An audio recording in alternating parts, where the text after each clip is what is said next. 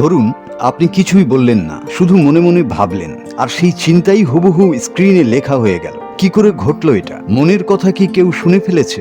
না, এটা কোনো সাইফাই সিনেমা নয়। এআই এখন সত্যিই আপনার মনের কথা পড়তে শিখছে। তাহলে প্রশ্ন হলো, আগামী দিনে কি আমাদের চিন্তাও আর ব্যক্তিগত থাকবে না?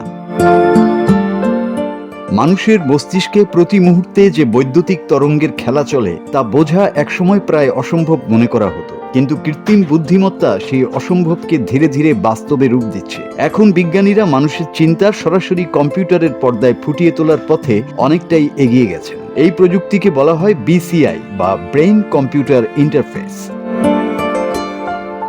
1969 সালে এর গবেষণা শুরু হলেও চিন্তা বা ভাষা ডিকোড করা ছিল অত্যন্ত জটিল। সাম্প্রতিক সময়ে মেশিন লার্নিং অ্যালগোরিদম নিউরনের সংকেত বিশ্লেষণ করে এই কাজকে সহজ করেছে। স্ট্যানফোর্ড ইউনিভার্সিটি এক গবেষণায় দেখা গেছে, মস্তিষ্কে বসানো ক্ষুদ্র ইলেকট্রোড অ্যারের মাধ্যমে একজন মানুষের মনে মনে বলা শব্দ স্ক্রিনে তুলে আনা সম্ভব হচ্ছে। 2025 সালের এই সাফল্য মাইন্ড রিডিং এর ধারণাকে বাস্তবের কাছাকাছি এনেছে।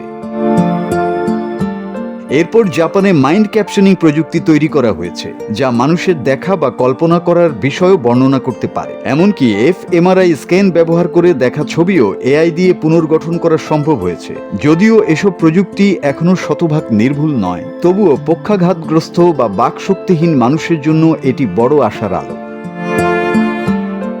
নিউরোলিঙ্কের মতো প্রতিষ্ঠানগুলো ইতিমধ্যেই এই প্রযুক্তিকে সাধারণ মানুষের কাছে পৌঁছে দিতে কাজ করছে। বিশেষজ্ঞদের মতে আগামী 10-20 বছরের মধ্যে এটি চিকিৎসা, যোগাযোগ এবং মনের চেতনার নতুন দিগন্ত খুলে দিতে পারে। তবে এর সঙ্গে গুরুত্বপূর্ণ নৈতিক প্রশ্ন জড়িত। মানুষের ব্যক্তিগত চিন্তা কি নিরাপদ থাকবে? প্রযুক্তির অপব্যবহার কি স্বাধীনতা হুমকির মুখে ফেলবে? তাই এই বিপ্লবী প্রযুক্তি ব্যবহারের আগে মানবাধিকার ও নৈতিকতার বিষয়গুলো গুরুত্ব সহকারে বিবেচনা করা জরুরি। মাসুদ হাসান, বাংলা টিভি।